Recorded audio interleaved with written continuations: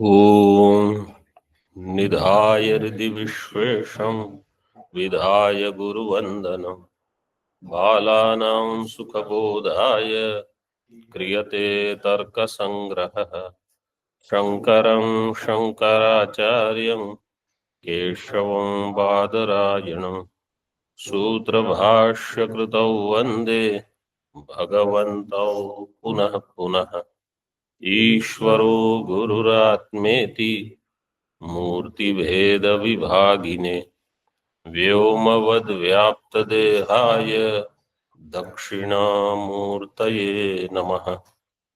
ओम शांति शांति शांति।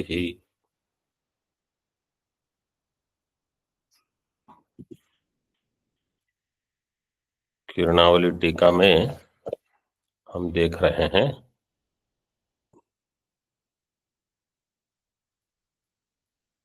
जल के बारे में। आपः शीत स्पर्शवत्यः आपः, इसमें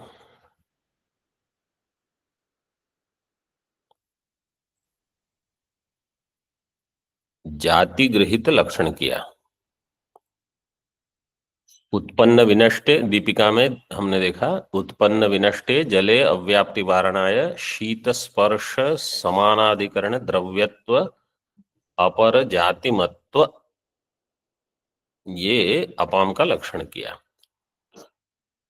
मतलब एक जलत्व नाम की जाति है। अब उस जाति की सिद्धि करते हैं। अंतिम में हमने देखा न तो समवायन इति शीत स्पर्शवत्वम न तत्र अतिव्याप्तम इति भावः। ठीक है सबको। अब जलत्व जाति की सिद्धि कर रहे हैं। जलत्व जाति स्तु स्नेह समवायी कारणता अवच्छेदकतया सिद्ध्यति। जलत्व जाति की सिद्धि कैसे करेंगे? स्नेह समवायी कारणता का अवच्छेदक इस रूप में जलत्व जाति होगी। मतलब स्नेह जो है उसकी कारणता रहेगी जलत्व जाति में। इस प्रकार से उसकी सिद्धि, उसका अवच्छेदक हो जाएगा जलत्व। आगे उसका अनुमान दिया है। पहले थोड़ा कुछ अन्य बता देते हैं। इदम स्निग्धम इति अबाधित प्रतीति विषयत्वेन स्नेह चूर्णादि पिंडी भाव भा स्पष्ट नहीं है तो चूर्णादि पिंडी भाव हेतु रूपो जले एव वर्तते।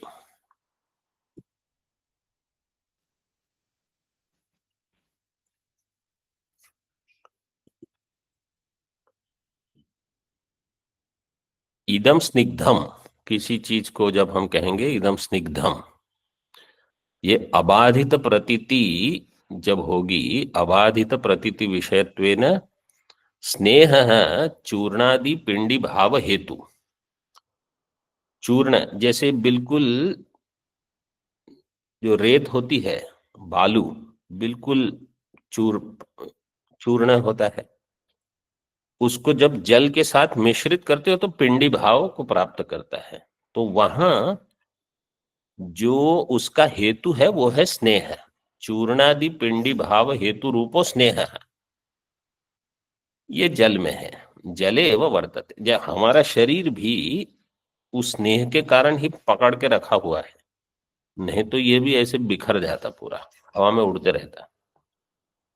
जले एवं वर्तते। घृतादि रूप पृथिव्याम जलांश सत्वेन, देखो क्या कहा, घृतादि रूप पृथ्वी, घृत को क्या लिया है? पृथ्वी। घृतादि रूप पृथिव्याम जलांश सत्वेन स्वाश्रय संयुक्तत्व संबंधेन स्नेह प्रतीयते।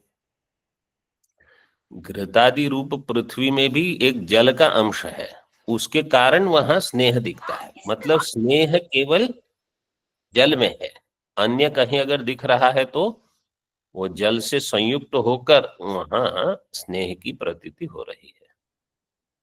घृतादि रूप पृथिव्याम जलांश सत्वेन, जल अंश का भाव होने से स्वाश्रय संयुक्तत्व संबंधेन स्नेह प्रतीयते। देखो इस प्रकार का जब वाक्य हो जहां स्व शब्द आया हो, कल प्रश्न हुआ था कि कैसे लगाना ये शब्द, तो उसको देख के समझ में आता है, मतलब हर समय नहीं पकड़ में आता लेकिन अभ्यास से होगा। स्व आश्रय संयुक्तत्व संबंधेन कह प्रतीयते स्नेह। तो स्व शब्द का अर्थ वहां क्या लेना है? स्नेह। ऐसे स्नेह का आश्रय, स्नेह का आश्रय क्या होगा? जल। उससे संयुक्त कौन होगा? घृत। घृतादि रूप पृथ्वी, जो भी कोई भी अन्य पदार्थ जो जल से संयुक्त हो जाएगा, अन्य द्रव्य जो जल से संयुक्त होगा, तो जल का जो स्नेह गुण है वो वहां आपको दिखेगा। स्वाश्रय संयुक्तत्व संबंधेन स्नेह प्रतीयते। नित्य जले नित्यः स्नेहः, अनित्य जले तु अनित्यः। अब ये जल स्नेह है वो भी दो प्रकार से है। नित्य जल में स्नेह नित्य रहेगा और अनित्य जल में अनित्य, वो तो होगा ही, क्योंकि जो नित्य वस्तु है उसके गुण नित्य रहेंगे, जो अनित्य होंगे उसके गुण नित्य नहीं हो सकते।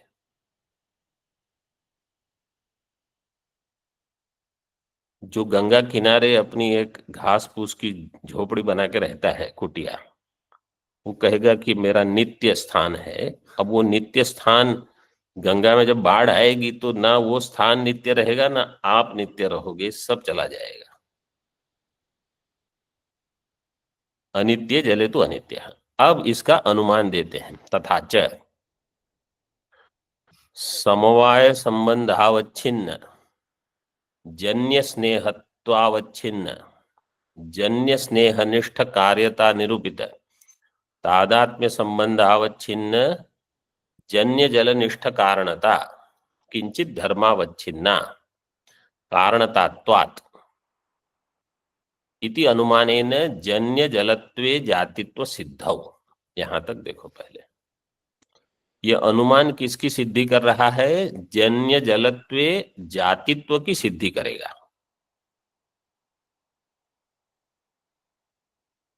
मतलब जन्य जलत्व नाम की जो जाति होगी, जाति जन्य जलत्व ऐसी नहीं होगी, जाति जलत्व ही होगी, जो जन्य जल है उसमें जन्य जलत्व रहेगा। ऐसे इसकी सिद्धि कर रहे हैं अनुमान के बाद। ये पूर्व में जब हमने पृथ्वी का विचार किया था तब थोड़ा आया था, देख लो फिर से अगर आपको देखना है। 22 पृष्ठ पर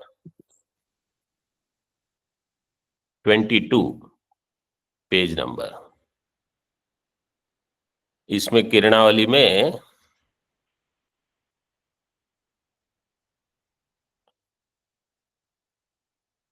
कारणत्वम, दूसरी पंक्ति से देखो, कारणत्वम यद धर्मावच्छिन्नम सधर्म कारणता अवच्छेदक।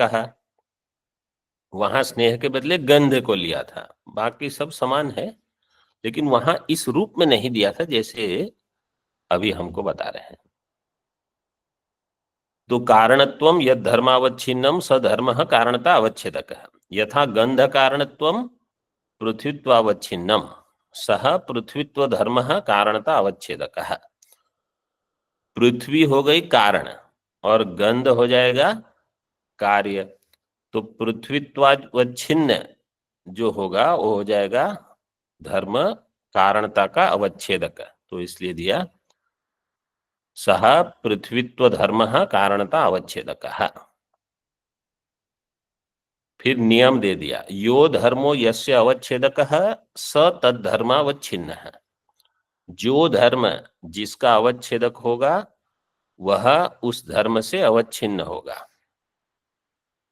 यथा दृष्टांत में भी दिया है, देखो, पृथ्वीत्व धर्मो गंध समवायी कारणताया अवच्छेदक सा गंध समवायी कारणता पृथ्वीत्व अवच्छिन्ना। बिल्कुल यहां स्पष्ट दिया है, क्योंकि आगे फिर हर समय इतना विस्तार नहीं करेंगे, एक बार स्पष्ट कर दिया हो गया।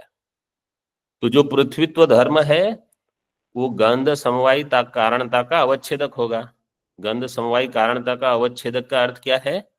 गंध समवाय संबंध से उस पृथ्वी में रहेगा, और गंध उसका कारण पृथ्वी बताया जाएगा, पृथ्वी होने पर उसकी स्थिति है, ऐसे तो समवायी कारण है वो। इसलिए गंध समवायी कारणता का अवच्छेदक हो जाएगा पृथ्वीत्व धर्म। ठीक है, और वो सा पृथ्वी गंध समवायी कारणता पृथ्वीत्व अवच्छिन्ना।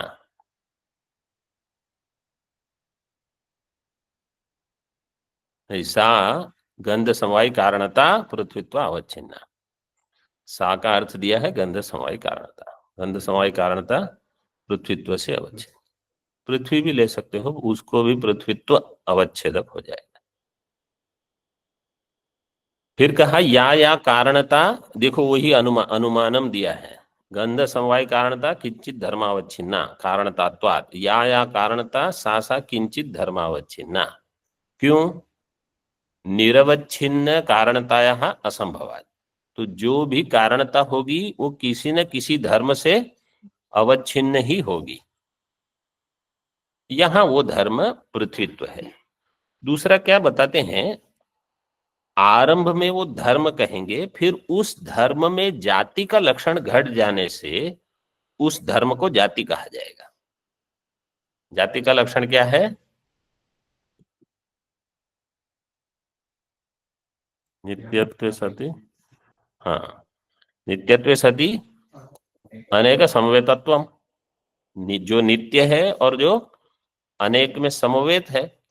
तो पहले जलत्व धर्म की सिद्धि करेंगे और उस धर्म में जाति का लक्षण घटने से उसको जलत्व जाति कहा जाएगा, ऐसे।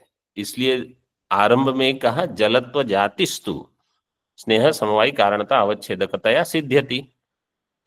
देखो अनुमान में। अच्छा, और एक दो चीज समझ लो, जो कार्यता और कारणता, ये इनमें कोई ना कोई परस्पर व्याप्य व्यापक भाव रहेगा अथवा निरूप्य निरूपक भाव रहेगा। एक होगा वो निरूपक होगा दूसरे का, मतलब दूसरे की सिद्धि करेगा। धूम वन्नी में भी हम कहेंगे कुछ कार्य कारणता है, वन्नी कारण है, धूम कार्य है।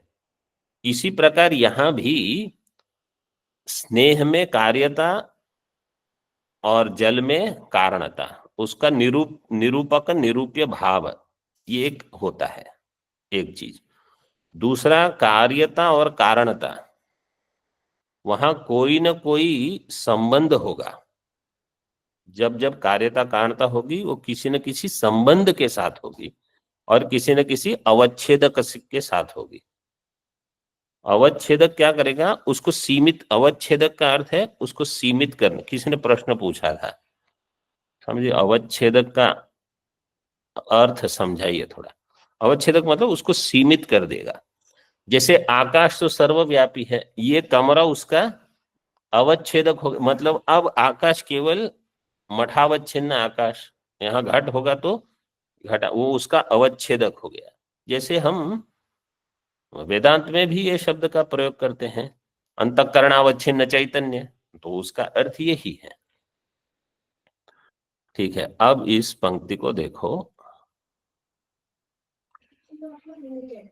हाँ, ये मतलब कंडीशनड, दूसरा शब्द उसको मतलब परिच्छिन्न कर देगा ऐसे।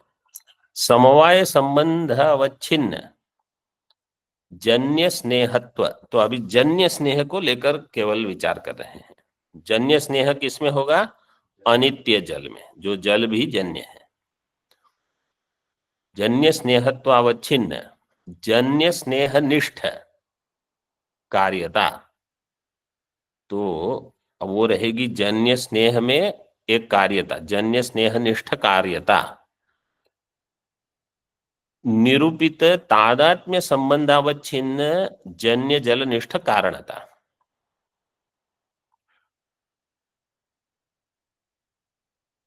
हमने कहा एक तो कार्यता और कारणता, इन दोनों के बीच में निरूप्य निरूपक भाव होगा या कुछ व्याप्य व्यापक भाव होगा। तो यहां अनुमान कर रहे हैं, तो इसमें निरूप्य निरूपक भाव है दो में, स्नेह और जल में। स्नेह किस संबंध से अवच्छिन्न है? पंक्ति में देखो, समवाय संबंध से।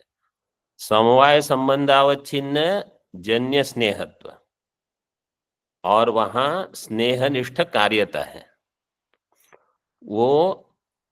अच्छा, जन्य जल जो है उसमें रहेगी कारणता, और वो तादात्म्य संबंध अवच्छिन्न। तादात्म्य संबंध का जब प्रयोग करते हैं, उसका अर्थ क्या है कि वहां केवल वही रहेगा। पट में तादात्म्य संबंध से कौन रहेगा? वही पट रहेगा, अन्य कुछ नहीं रह सकता। तो जल में तादात्म्य संबंध से केवल जल ही रहेगा, इसलिए बाकी सब की व्यावृत्ति हो जाएगी। तादात्म्य संबंधावच्छिन्न जन्य जलनिष्ठ कारणता, ये हो गया पक्ष। इतना मतलब लंबा दिखता है, वास्तव में केवल यह है कि स्नेह में जो कार्यता है वो किसी न किसी कारण से उपलब्ध है। वो कारण वहां जल है, मतलब जल के कारण स्नेह गुण वहां उपलब्ध हो रहा है, और वो स्नेह वहां समवाय संबंध से है, और जल तादात्म्य संबंध से रहेगा। किंचित धर्मावच्छिन्ना, तो ये जो कार्यता निरूपित, स्नेहनिष्ठ कार्यता निरूपित जलनिष्ठ कारणता जो है, वो किसी न किसी धर्म से अवच्छिन्न होगी। क्यों? कारणतात्वात्, क्योंकि वो कारणता है। इति अनुमानेन जन्य जलत्व जातित्व सिद्धौ, इससे क्या होगा? जन्य जलत्व की जाति की सिद्धि करेंगे। जन्य जलत्व की जाति की सिद्धि मतलब धर्म की सिद्धि होगी पहले।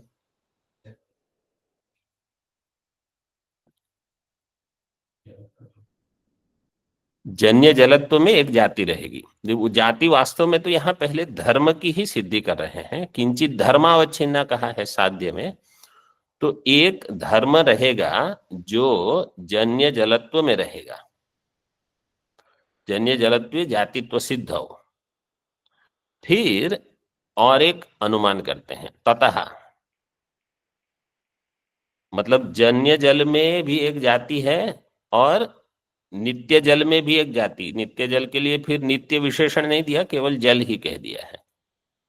ततः समवाय संबंधावच्छिन्न जन्य जलत्वावच्छिन्न जन्य जलनिष्ठ कार्यता निरूपित तादात्म्य संबंधावच्छिन्न जलनिष्ठ कारणता किंचित धर्मावच्छिन्ना।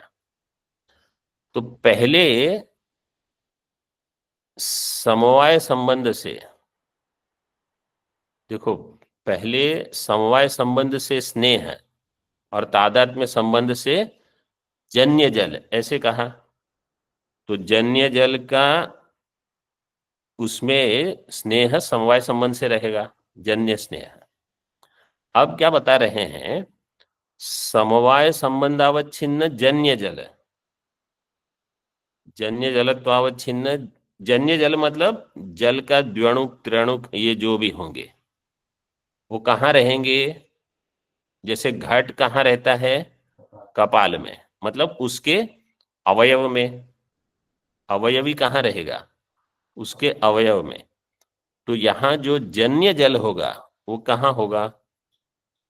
उसके अवयव में। तो जो नित्य कहा है उसको समवाय संबंधावच्छिन्न जन्य जलत्वावच्छिन्न, जन्य जल में रहेगी कार्यता, जन्य जल निष्ठ कार्यता निरूपित तादात्म्य संबंधावच्छिन्न जलनिष्ठ कारणता, जो नित्य जल, नित्य जल में कारणता रहेगी। नित्य जल से जन्य जल की उत्पत्ति। जन्य जल मतलब यही सब जो जल के विकार रूप में आपको दिखेंगे, द्वणुक आदि। जन्य जल निष्ठ कारणता, ये भी किंचित धर्मावच्छिन्ना कारणतात्वात्। तो यहां पर भी एक जाति की सिद्धि होगी। इति अनेन नित्यानित्य साधारण जलत्व जाति सिद्धि ही कार्य। नित्य और अनित्य दोनों में एक साधारण मतलब समान रूप से रहने वाली जलत्व जाति की सिद्धि करनी है। कार्य मतलब वो हो गई ऐसे समझो। तो इससे क्या लाभ हुआ? जलत्व जाति की सिद्धि होने से फिर जो आपने पहले जाति घटित लक्षण किया वो सिद्ध हो गया। नहीं तो आपने जाति घटित लक्षण किया लेकिन जलत्व जाति की ही सिद्धि न हो तो वो अधूरा रह जाएगा।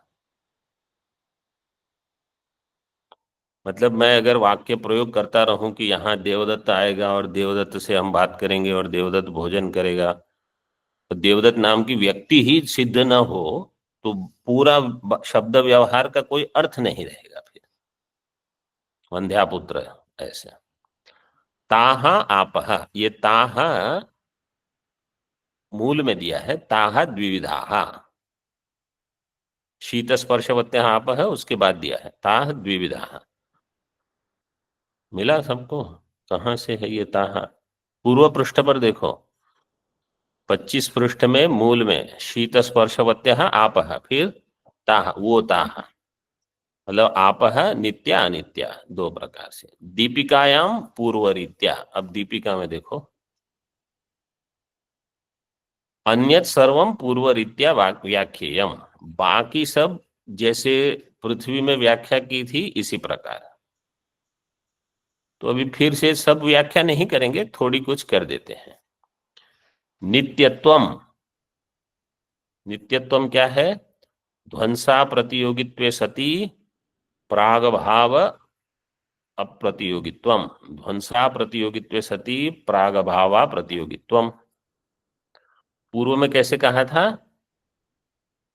इसी प्रकार से कहा था, अंत में पृथ्वी में जो अंतिम लक्षण बताया था, है ना, ये दिया था।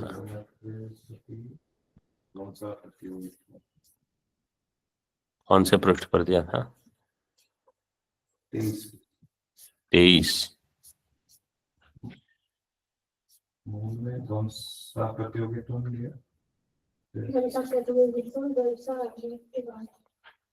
टीका में बीच में प्रतीक थे।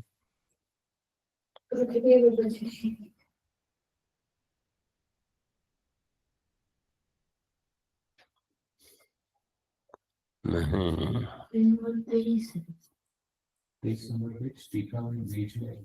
बीच में दिया है।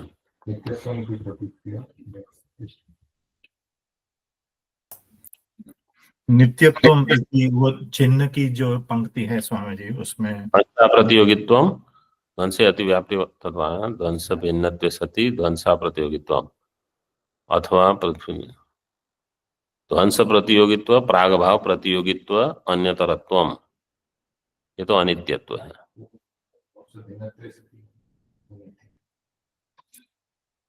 ध्वंस भिन्नत्वे सति ध्वंसा प्रतियोगित्वम, यहां ऐसे दे दिया कि जो जिसमें प्राग भाव भी ना हो और ध्वंस भी ना हो वो कैसा होगा? नित्य होगा। जिसमें ध्वंस ना हो और प्राग भाव ना हो। नित्यत्वम ध्वंसा प्रतियोगित्वे सति प्राग भाव प्रतियोगित्वम, अनित्यत्वम पूर्ववत ध्वंस प्राग भाव अन्यतर प्रतियोगित्वम, ये पहले आ गया है। अनित्यत्व क्या है? ध्वंस, जिसमें या तो ध्वंस हो या प्राग भाव हो वो अनित्य हो जाएगा। पुनस्त्रिविधा इत्यस्य प्रकारांतरेण आपस्त्रिविधाः इत्यर्थः। पुनस्त्रिविधा मतलब प्रकारांतर से किसका विभाग कर रहे हैं? आपह का। नित्य और अनित्य में फिर अनित्य का विभाग ऐसे नहीं, आपह का ही 3 प्रकार से विभाग किया। नित्यानाम अपाम, ठीक है, शरीरेन्द्रिय भिन्नत्व रूप लक्षणाक्रांततया विषयांतर्गतत्वात्, नित्यानाम अपाम जो नित्य जल है शरीर इंद्रिय से भिन्न है, वो शरीर इंद्रिय भिन्नत्व रूप लक्षण आक्रांततया नित्य आपह जो है वो केवल विषय में रहेगा, क्योंकि शरीर में नित्य आप का लक्षण नहीं घटेगा, इंद्रिय में भी नहीं घटेगा, वो तो सब अनित्य है ही ऐसे। लेकिन विषय में दोनों ले लिया जाएगा। जलीयम शरीरम अयोनिजम वर्णलोके प्रसिद्धम। जलीय शरीर जो है वो अयोनिज है।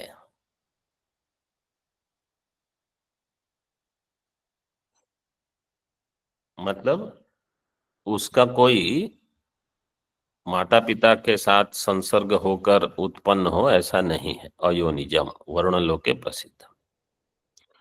मूले रसग्राहकम इति, मूल में है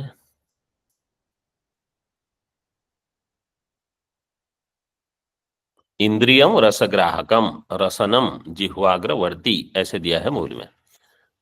तो इसकी जो इंद्रिय होगी वो रसग्राहकम, रसग्राहकम एतत् प्रयोजन कथनम, ये प्रयोजन है, पहले भी दिया था। एक प्रयोजन होगा, एक संज्ञा होगी, वहां लक्ष्य लक्षण नहीं है। और जो जिह्वाग्रवर्ती क्या है वो स्थान कथनम, जिह्वाग्रवर्ती इति स्थान कथनम, एक प्रयोजन कथनम स्थान कथनम, रसनम इति संज्ञा कथनम, तो वो लक्षण नहीं है इस आचार्य के मत में। रसनाया जलीयत्व अनुमानम प्रमाणम, अभी रसना जलीय है, उसमें क्या अनुमान है, मतलब उसमें क्या प्रमाण है, तो कहते हैं अनुमान प्रमाण है। यथा रसनम जलीयम द्रव्यत्वे सति गंधादि अव्यंजकत्वे सति रस व्यंजकत्वात्। द्रव्यत्वे सति गंधादि अव्यंजकत्वे सति, रसना जो इंद्रिय है रसनम वो द्रव्य है, सबसे पहले द्रव्यत्वे सति, फिर गंधादि अव्यंजकत्वे सति, गंधादि का वो व्यंजक नहीं है, आदि पद से रूप स्पर्श आदि का भी व्यंजक नहीं, गंधादि अव्यंजकत्वे सति रस व्यंजकत्व, और रस का व्यंजक, ये बिल्कुल ऐसे ही पूर्व में आया था। घ्राण इंद्रिय के लिए क्या कहा था, द्रव्यत्वे सति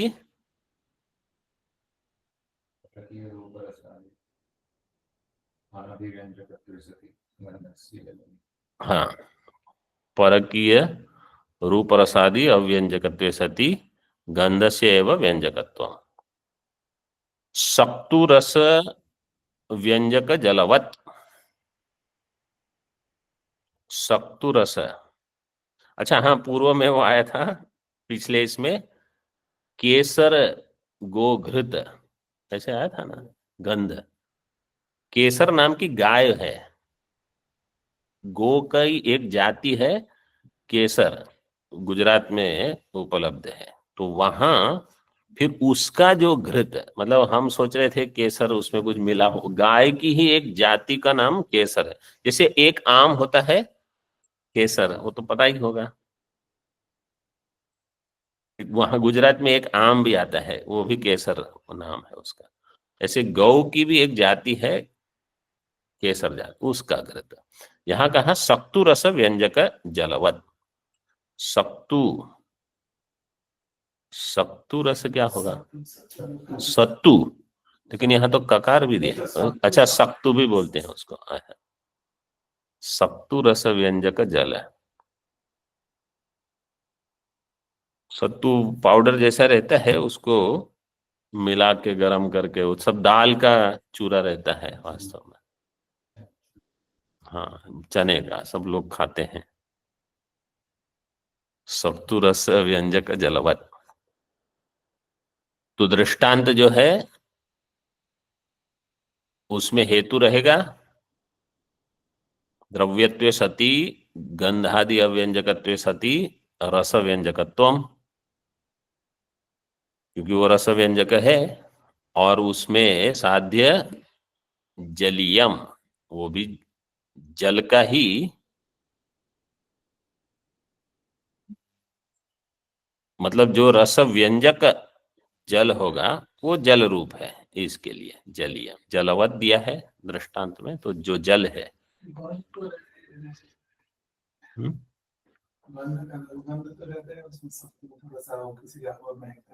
लेकिन वो नहीं, गंध उसमें रहे, लेकिन उसका वो अभिव्यंजक नहीं है। ऐसे अभिव्यंजक रस का होगा। सत्तु रस व्यंजक दिया, तो रस जो होगा वो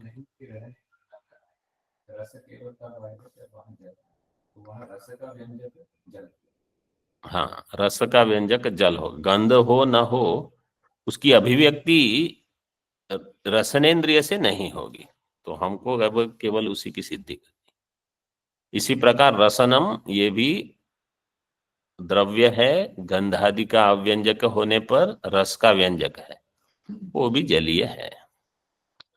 फिर केचित करके जैसे पहले बताया था, इसी प्रकार से बता रहे हैं, उसको आगे देखेंगे फिर। ओम पूर्णमदः पूर्णमिदं पूर्णात् पूर्णमुदच्यते पूर्णस्य पूर्णमादाय पूर्णमेवावशिष्यते। ओम शांति शांति शांति।